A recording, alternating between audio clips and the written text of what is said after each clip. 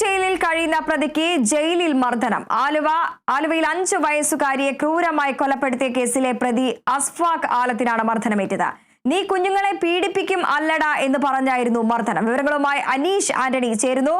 അനീഷ്, ആലുവയിലെ 5 വയസ്സുകാരിയെ ക്രൂരമായി കൊലപ്പെടുത്തിയ കേസിലെ പ്രതിക്കാണ് മർദ്ദനമേറ്റത്. നീ കുഞ്ഞുങ്ങളെ പീഡിപ്പിക്കും അല്ലടാ എന്ന് ആക്രോശിച്ചുകൊണ്ടാണ് മർദ്ദനമുണ്ടായിരിക്കുന്നത്. വിവരങ്ങൾ.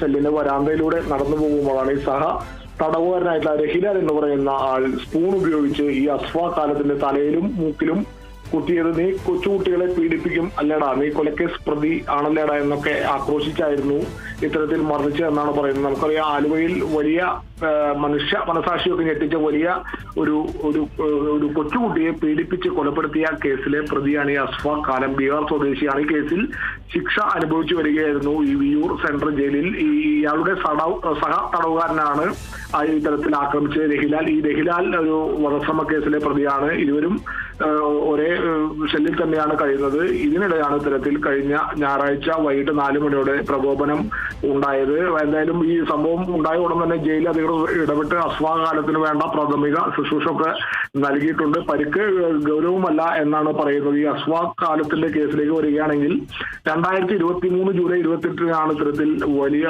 ഒരു ക്രൂരകൃത്യം ഇയാൾ നടത്തുന്നത്. വീട്ടിൽ കളിച്ചുകൊണ്ടിരിക്കുകയായിരുന്ന 5 വയസ്സുകാരിയെ ശീതളപാനീയം വാങ്ങിത്തരാമെന്ന് പറഞ്ഞ് കൂട്ടിക്കൊണ്ടുപോയി ആലുവ മാർക്കറ്റിന് സമീപെത്തിച്ച് മദ്യം നൽകി പീഡിപ്പിച്ച് കൊലപ്പെടുത്തി.